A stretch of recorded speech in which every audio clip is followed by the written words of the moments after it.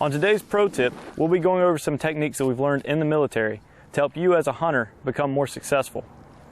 There's quite a few different elements we're going to be going over, the first of which is how to match your background, which Tyler is demonstrating now.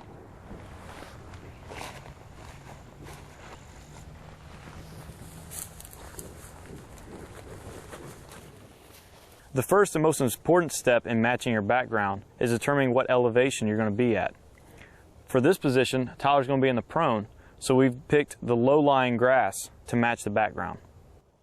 In this example, Tyler has matched himself in a kneeling and sitting position to his surroundings. Obviously, the vegetation has changed when he goes up in elevation. One of the very important things to remember is what's in front of and behind you, and as you can see from this angle, he has not matched the vegetation that immediately surrounds him. From this angle, you can see that he's used a tripod to help himself build a blind as well as give himself a very good solid shooting position.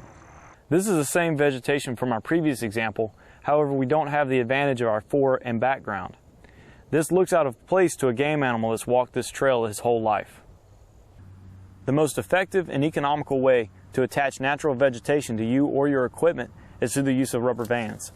I always carry a pocket full of these into the woods with me because I can connect pretty much anything that I'm going to need to camouflage myself to whatever my surroundings are. Another key to this camouflaging technique is using fresh vegetation. You wouldn't want to set up something like this the night prior because throughout the night this will die and it will look unnatural. One thing to keep in mind is you want to cover hard lines and reflective surfaces, so you can put a little bit of vegetation in front of your objective lens like we have here and still see just fine. In the event that you don't have or don't want to use a tripod, it's very simple to create a good ground blind using a fallen stick and the rubber bands that we've talked about.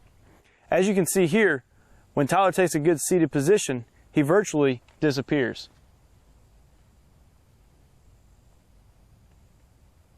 If you utilize these simple, inexpensive techniques on your next hunt, you will be able to enhance your camouflage position, therefore making you much more successful.